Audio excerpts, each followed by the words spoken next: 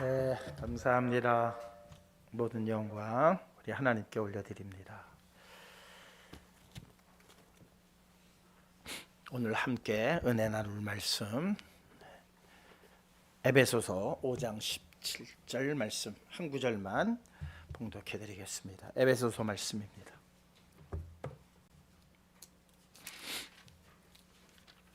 (5장 17절입니다)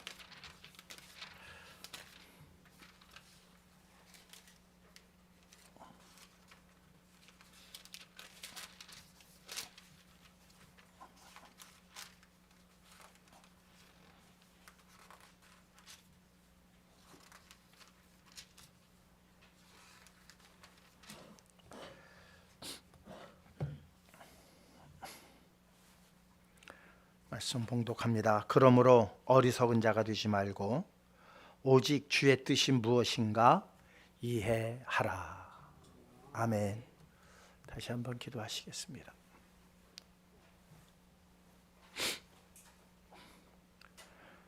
크신 은혜와 사랑 다시 한번 감사드립니다.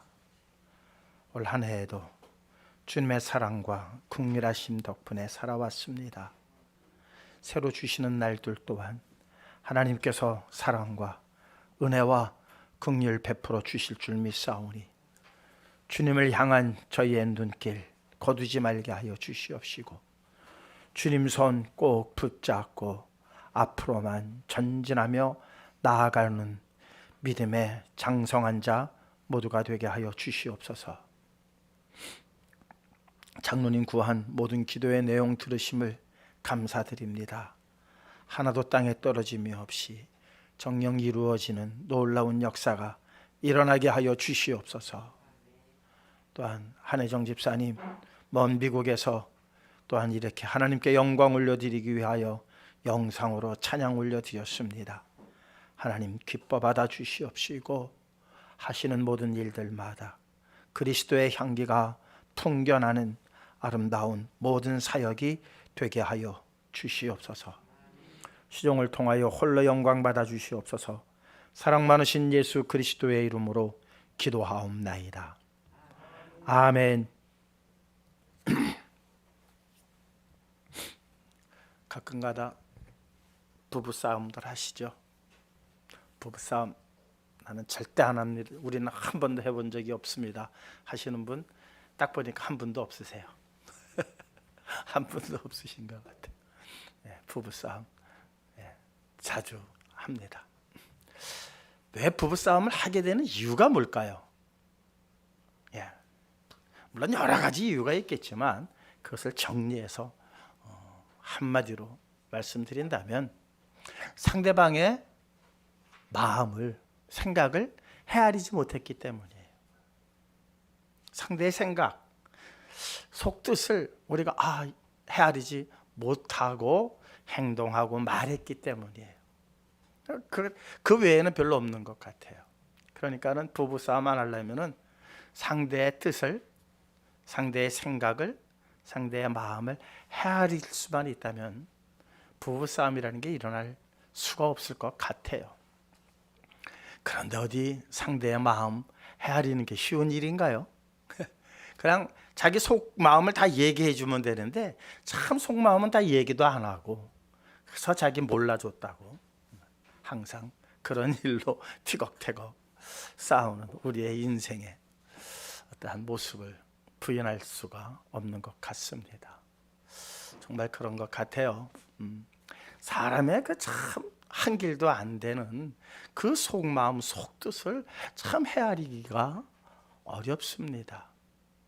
이유가 뭘까요? 이유가 혹여 헤아렸다 할지라도 또 이 사람의 생각이 바뀌어요. 어제는 이랬는데 오늘은 이래요. 그러니까 이거 어떻게 완전히 알아낼 수가 없는 것 같아요. 그러다 보니까 그냥 티격태격 싸우는 것이 우리의 모습인 것 같습니다. 지난주에 말씀드린 또 내용도 확증 편향에 빠져 있으면은 이것처럼 또 답답한 사람이 없는 것 같습니다. 그런 일들이 다 일어나는 이유는 딱 하나예요. 핵심을 파악하지 못했기 때문이에요. 핵심을 파악하지 못했기 때문에. 뭐 제사를 이렇게 지내는 모습을 많이 봅니다. 뭐 제가 참여하는 게 아니라 많이 볼 수뿐이 없는 여러 가지 일들이 있습니다. 그런데도 물론 이제 뭐 조상들에게 제사 지내는데 무난하게 잘 지내기도 하지만 어떤 때는 가만 보고 또 티격태격 싸워요. 티격태격. 왜 싸우는가 봤더니 뭐 홍동백서인데 왜 여기다 놨냐 뭐 했냐부터 시작을 해요. 지방을 썼는데 왜 누구는 남자를 오른쪽에 해야 하고 여자를 왼쪽에 해야 되는데 또 우리가 보는 데서 왼쪽이고 오른쪽이지 다 이래요. 그러니까 오른쪽 왼쪽이라는 게 글쎄 모르겠어요. 응? 누구를 기준으로 해서 오른쪽 왼쪽일지 모르겠어요. 네? 누구를 우리가 바라보는 쪽에서는 오른쪽 왼쪽, 또한 조상님들 그 지방에 있는 쪽에서 보면 오른쪽 왼쪽이 다르잖아요. 이런 거 가지고 티격태격 하는 모습을 봤습니다.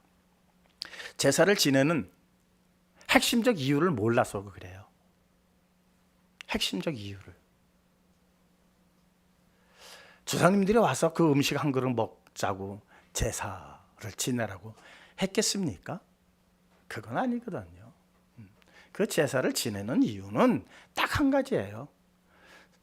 살아남아 있는 자손들, 후손들 정말 우애 있게 싸우지 말고 오손도손 잘 살아라. 그게 조상님들의 마음 아닐까요? 그렇지 않나요? 그게 조상들이 바라는, 후손들을 향해서 바라는 마음이에요. 그런데 조상들에게 제사를 지낸답시고 티격태격 싸우면 그 제사가 무슨 소용이 있겠어요? 아무 소용 없어요. 좀 틀려도 그렇게 오손도손하게 형제 우애를 잘 나타내며 살아간다면 그게 바로 조상들이 원하는 일이지요. 그것을 그러니까 조상들의 마음은 헤아리지 못하고 뭐만 남아 있는 거예요? 형식만 남아 있는 거예요. 홍동백서라며 뭐 해가지고 음식은 어떻게 놔야 되고 뭐 해, 그것만 형식만 남아 있어요. 형식 틀려도 상관없어요. 때로는 제사를 못 드려도 상관없어요. 뭐만 좋으면 남은 후손들끼리 싸우지 말고 서로 도와가며 잘 산다면 그것 이상 좋은 제사가 어디 있겠어요. 그게 사실 핵심이고 그게 중심인데 그러기 위해서 모이는 거거든요. 또 흩어져 살다 보니까 이런 일로 우리 모여서 이렇게 식사나 같이 하면서 조상의 은덕을 생각하고 이렇게 우애 있게 살자, 이게 가장 좋은 제사인데 제사만 갔다 오면 며느리들은 그냥 입이 이렇게 나와서 뭐 다음부터는 가네 마네 뭐 그런 얘기들이 다 나오는 거는 그 제사의 핵심을 놓쳤기 때문이죠. 놓쳤기 때문에 조상들의 그 뜻을, 바람을 몰랐기 때문에. 아주 쉬운 건데도 사람들은 그거를 참 그렇게 받아들이려고 하질 않아요. 오직 뭐만 제사를 지낼 때 음식을 어떻게 놓고 뭘 어떻게 해야 되고 순서, 그냥 여기에만 골똘해요. 여기에만 골똘해요. 그리고는 티격태격 싸우니 그게 뭐가 되겠습니까? 사랑하는 성도 여러분, 우리는 누구의 뜻을 알아야 합니까? 하나님의 뜻을 알아야 돼요. 하나님의 뜻만 분명히 알면 모든 문제는 다 그 안에 덮여져요. 잘못한 거, 실수하는 것, 이런 것들이 다 덮여지고 말아요. 하나님의 뜻만 알면. 하나님의 뜻 알기가 쉬울까요? 어려울까요? 오늘 제목이 뭡니까? 너무나 쉬운 하나님의 뜻. 하나님의 뜻은 쉬워요. 너무 간단해요. 명료해요. 변함이 없어요. 그게 뭐냐? 요한복음 우리 6장 40절 말씀 함께 읽겠습니다.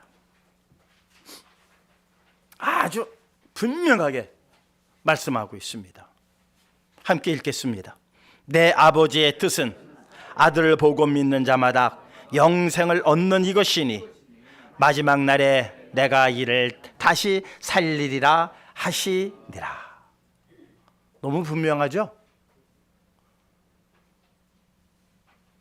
하나님께서 당신의 형상을 따라 지음받은 모든 인간들을, 죄로 인해서 죽을 수뿐이 없는 이 인생들을 아들 예수 그리스도를 보내어서 십자가에 못 박혀 달려 돌아가게 하시고 사흘 만에 부활하게 하신 이 사건, 그러니까 십자가에 달려 돌아가신 이유가 뭐다? 우리의 죄를 대신했기 때문이다. 우리가 죽어야 할 그 십자가의 형벌을 대신 받게 하심으로 이를 믿는 자들마다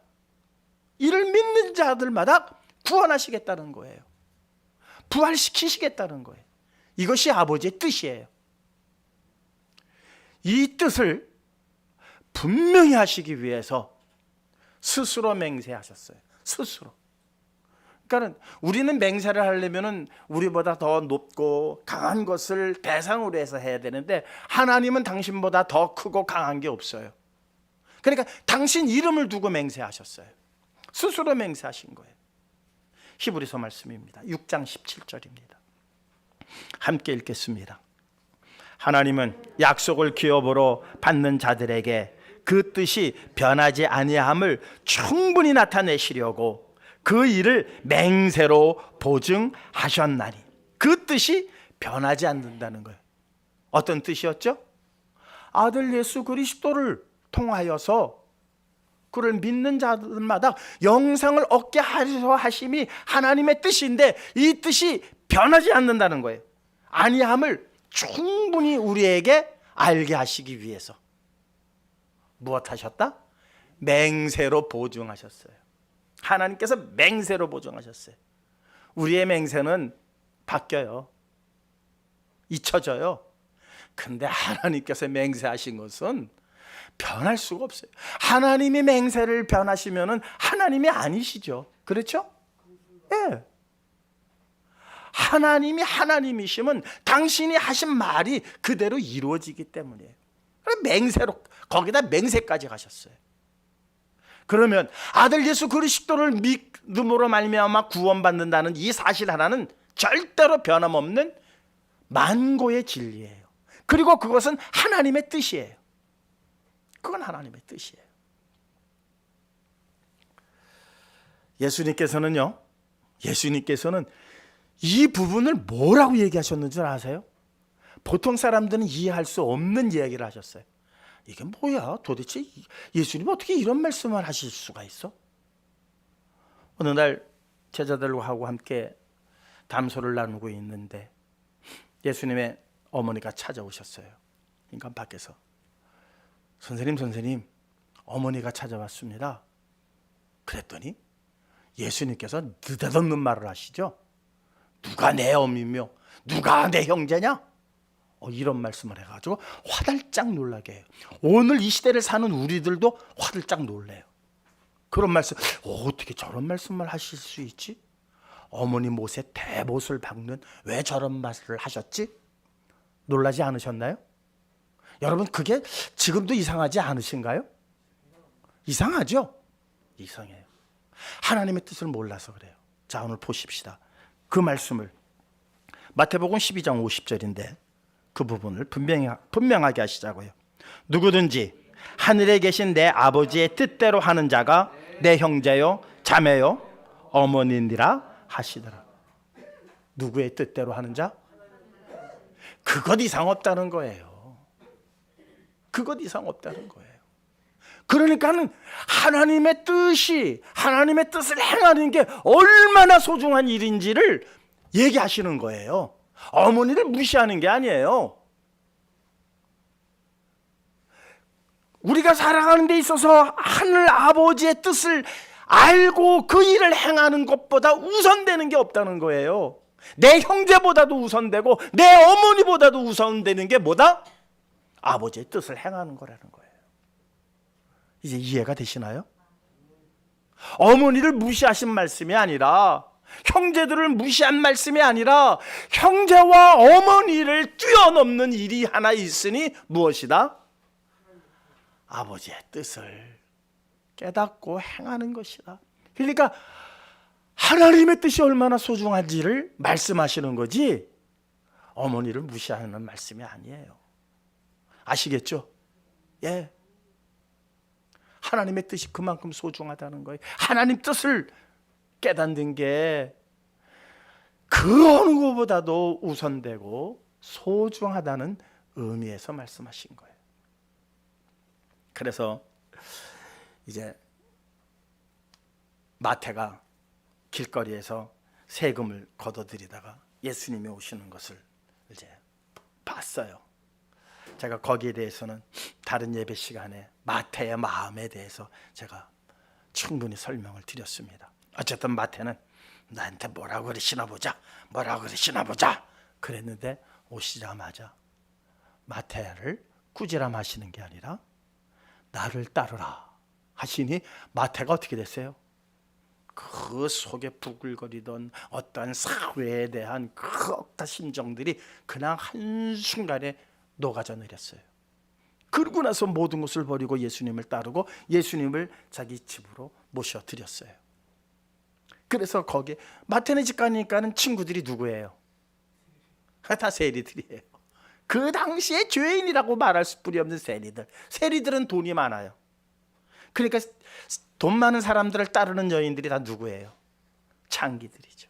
그러니까 마태네 집은 항상 그런 사람들이 모여서 흥청망청 먹고 마시는 그러한 자리예요. 거기에 예수님이 가셨어요. 그랬더니 바리새인들이 그 모습을 보고 뭐라 그래요? 봐라 봐라, 저 죄인들하고 저렇게 놀고 있지 않니? 이 소리를 바리새인들이 막 하니까 마태의 심정은 어땠을까요? 아, 괜히 내가 모시고 와서 우리 선생님 마음 상하게 하고 괜히 세상으로부터 욕먹게 하는구나 이런 생각이 들 거 아니에요. 예? 내가 귀한 분 모셔왔는데 예, 그 일로 인해서 세상에서 이런저런 궁시렁궁시렁 거리는 소리가 일어난다면 그 잔치를 주최한 마태의 마음은 어떻겠어요? 그런데 예수님께서 뭐라고 그러시는가 보시자고요. 마태복음 9장 13절입니다.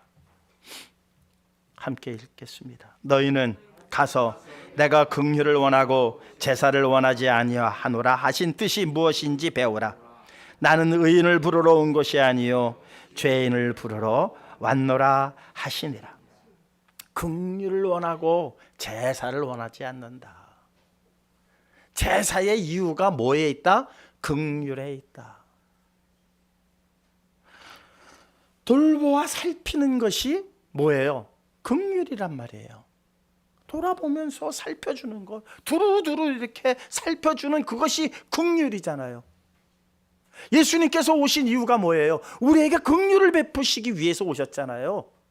제사를 받기 위해서 오신 게 아니라 아버지의 뜻, 나를 통하여 모든 사람들이 영생을 얻게 하시기 위한 하나님의 긍휼을 이루시기 위해서 이 땅에 오셨잖아요. 하나님께서 사람들이 드리는 제사를 원하시는 게 아니라 긍휼, 내가 너희들 하나님께서 베푸신 긍휼 안에 너희가 모두가 그 긍휼을 받기를 원한다. 하나님이 원하시는 건 그거다. 너희들이 긍휼을 받았으니 너희 또한 이웃에게 긍휼을 베풀어라. 이거의 아버지의 뜻이에요. 하나님의 뜻이. 그래서 모두가 예수 그리스도를 믿고 구원함에 이르게 하시는 게 하나님의 뜻이라는 거예요. 그러시면서 말씀하시기를 나는 건강한 사람을 위해서 온 게 아니다.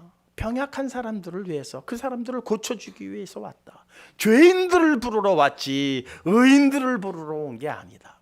그러니 마태의 마음이 얼마나 또 감사했겠어요. 눈물이 절절절절 흐르지 않았을까요? 그러지 않아도 죄송한데, 그러지 않아도 그냥 송구한 것뿐이 없는데 거기다가 또 주님 말씀이 걱정하지 말아라.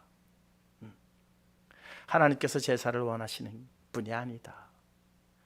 다윗도 그 말을 하잖아요. 하나님께서 제사를 원하셨다면 내가 1000마리, 10,000마리, 100,000마리 양을 내가 못 드렸겠느냐. 하나님은 그걸 원하시는 게 아니다. 사랑하는 성도 여러분, 하나님이 정말로 원하시는 그 뜻, 이거 놓치면은요, 우리가 하는 모든 일들이 다 낭패 보는 거예요. 상대방의 그 속뜻을 헤아리지 못해서 낭패 본 일들이 어디 한두 번입니까? 그것이 사소한 문제들이라면 그냥 경험 삼아 다시 제기할 수 있는 발판이 되겠지만, 결정적인 일이라면 문제는 심각해진다는 거예요. 하나님의 뜻을 알지 못하는 어떠한 신앙 행위도 하나님께 나아갈 수가 없습니다. 하나님의 뜻, 아들 예수 그리스도를 통하여서 그를 믿는 자마다 영생을 얻게 하려 하심이 하나님의 뜻입니다. 이 외에는 아무것도 없어요. 아무것도 없어요. 그 뜻 안에 다 녹아져 있다는 거예요. 아무것도 없다는 게 아니라 그 뜻 안에 모든 게 녹아져 있어요. 이 성경이 그 안에 다 녹아져 있는 거예요. 핵심만 우리가 분명히 붙잡고 있으면 절대로 실수하지 않아요. 코끼리를 보고 사람들마다 첫인상이 달라요. 코끼리 어떻게 생겼니? 코끼리의 핵심은 뭐예요? 코 아닙니까? 코끼리 코 빼놓으면 코끼리라 말할 수 있는 게 있어요? 그런데 뭐 송곳니가 길어. 아이고, 그놈의 발이 완전 기둥이야. 이것은 코끼리가 아니죠. 비슷한 동물들 많아요. 하마도 있고요. 덩치가 어마어마해. 이것 가지고는 코끼리를 얘기할 수가 없어요. 코끼리의 핵심은 코예요. 코 빼면은 코끼리를 설명할 다른 게 없습니다. 코끼리를 얘기하려면 코부터 얘기하고, 그 다음에 뭐 상아가 있고 뭐가 발바닥이 어떻고 배가 어떻고 얘기를 하는 것이지, 코 빼놓으면 없습니다. 마찬가지예요. 성경의 핵심은 예수 그리스도고, 예수 그리스도는 하나님의 뜻이에요. 예수 그리스도는 하나님의 뜻이. 이건 놓쳐버리면요, 그저 제사 지낸답시고 형제들 모여서 싸움박질하고 그리고 헤어지는 거하고 똑같아요. 제사는 지냈지만 그게 무슨 제사고 그게 무슨 조상들의 마음을 알아주는 겁니까? 다 소용없는 것들이죠. 그런 일들이 지금 다반사로 일어나고 있어요. 어떻게 살아가는 이 세상이 그런 일들로 지금 가득해요. 자기만 옳다는 거예요. 자기만 옳다고. 자기만 옳다는 것이 바로 이 십자가 앞에서 다 무너져야 됩니다. 십자가 앞에서 다 녹아버려야 돼요. 그러면 거기에 무엇이 생기느냐? 긍휼과 사랑만이 남게 돼요. 용서가 되고요. 상대를 이해할 수 있는 넓은 아량이 생기는 게 바로 십자가 앞에서만이 일어날 수 있는 유일한 일이라는 겁니다. 근데 사람들은 몰라요. 이 쉽고 간단한 이 하나님의 뜻을 몰라요. 말씀 안 해서 모르는 게 아니에요. 하나님은 계속 말씀해 주세요. 언제부터 얘기하셨는 줄 아세요? 하나님께서는 무엇을 행하실 때마다 꼭 말씀하셨어요. 그냥 몰래 있다가 갑자기 그냥 들이닥친 게 아니에요. 하나님은 꼭 말씀하세요. 우리가 그 말씀을 듣기 위해서 오늘 이 자리에 모였습니다. 창세기 말씀입니다. 18장 17절입니다. 함께 읽겠습니다. 여호와께서 이르시되 내가 하려는 것을 아브라함에게 숨기겠느냐? 소돔과 고모라 성을 지금 멸망시키기 위해서 가시는 길이에요. 근데 거기에 조카 롯이 있어요. 하나님께서 아브라함에게 말씀하시는 거예요. 내가 하려는 일을 내가 어찌 너에게 숨기겠니? 내가 알려줄게 해서 생겨난 대화가 뭐예요? 의인 50명이 있으면 45명이 있으면 40명이 있으면 그 얘기를 아브라함과 하나님이 막 진솔하게 의견을 나누잖아요. 그래, 그렇다면 내가 받아주리라. 내가 용서하리라. 놀랍지 않습니까? 하나님께서 하시고자 하는 일들, 하나님의 뜻을 꼭 당신의 사랑하는 자들에게는 알려주신다는 거예요. 그러니까 오늘 여러분들이 하나님의 뜻을 알았다는 건 뭐예요? 하나님이 여러분들을 사랑하신다는 거예요. 사랑하시니까 이 종을 통해서 여러분들에게 말씀하시는 거예요. 아버지의 뜻이 무엇이다? 아들 예수 그리스도를 믿고 모두가 구원받는 게 아버지의 뜻이다. 얼마나 간단합니까? 얼마나 쉽습니까? 그런데 이 사람들이 왜 이것을 못 알아들을까요? 알아듣지 못하는 이유가 뭘까요? 그리고 왜 예수 그리스도를 십자가에 못 박았을까요? 못 박은 얘기서부터 하십시다. 사도행전 2장 23절입니다.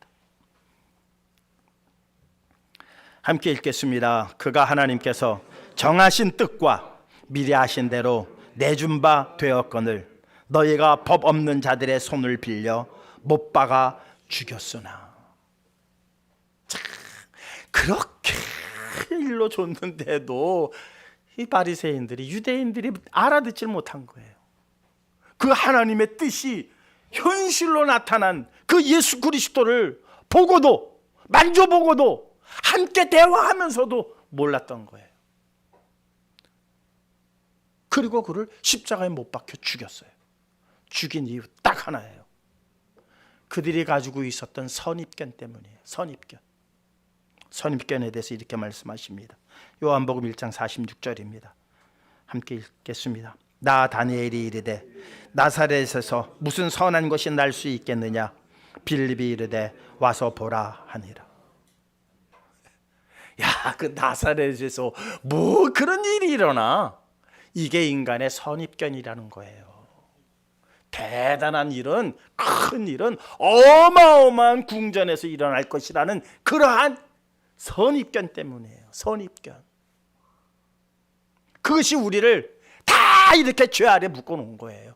예수 그리스도의 그 뜻, 하나님의 뜻의 본체인 예수 그리스도를 알아보지 못하도록 다 우리의 눈들을 감겨놨다는 거예요. 이 시간 모든 선입견 버리시는 우리 성도님들 되시기를 주님의 이름으로 축원합니다.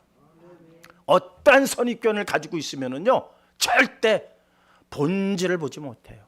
부부가 자꾸 부부싸움하는 게 그거예요. 자기가 가지고 있는 선입견이 너무 강해서 그래. 그걸 고집이라고도 그래요. 고집이 세니까는 자꾸 충돌이 일어나고 마찰이 일어나는 거예요. 십자가 앞에서 무슨 고집이 필요합니까? 십자가 앞에 다 내려놓으시는 지혜로운 자들 되시기를 주님의 이름으로 축원합니다. 오늘 본문은 뭐라 그래요? 어리석은 자가 되지 말고, 어리석은 자가 되지 말고. 어리석다라는 말이 그 아프론이라고 그래요. 아프론. 헬라어로 아프론인데, 이건 뭐 참 해석하기가 뭐 바보, 미련 이렇게 해석이 되어지지만, 어느 신학자가 그러는데 사유 능력이 없는 자 이렇게 해놨어요. 사유 능력이 없는 자. 참 어려운 말이에요. 사유라고 하는 말이 철학적인 말인데 참 어려운 말입니다만은, 사유 능력이 없다라는 것은 무엇을 말하냐면은 구성하고 추리하고 판단 능력이 없다는 거예요. 사실 인간이라면 어떤 것을 이렇게 구성하고 또 추리도 해보고 판단할 능력이 있어야 되잖아요. 그게 동물하고 다른 인간의 인간된 모습이에요. 어떠한 내 경험을 통해서 내 일들을 어떻게 이루어질 것인가를 구성도 해보고 또 추리도 해보고 또 판단도 해야 되는데, 이것이 점점 없어져 가는 거예요. 뭘로? 선입견. 그게 바로 어리석은 자라는 거예요. 배우지 못했기 때문에 어리석다라는 게 아니에요. 우리 한국말에는 그저 어리석다 그러면은 바보, 좀 모자라는 사람, 이렇게 번역이 돼요. 이 어리석다라는 말이. 그런데 사유 능력이 떨어진다 그래요. 사유 능력, 철학적인 말로. 우리가 경험을 했으면 그 경험을 토대로 해서 다시는 그런 죄를 저지르지 말아야 되는데 똑같이 한다는 거예요. 똑같이. 저도 그것 때문에 얼마나 속상한지 몰라요. 저 자신도 이런 바보 같은 놈아, 왜 또 너 지난번에 했던 거 똑같이 하니? 저도 사유 능력이 떨어지는 거예요. 사랑하는 성도 여러분, 이제 경험한 바, 들려진 바를 통해서 우리는 우리의 삶을 구성을 해야 돼요. 추리도 하고 판단을 해야 돼요. 야, 십자가 앞에선 이겨낼 게 없구나. 십자가가 최고구나.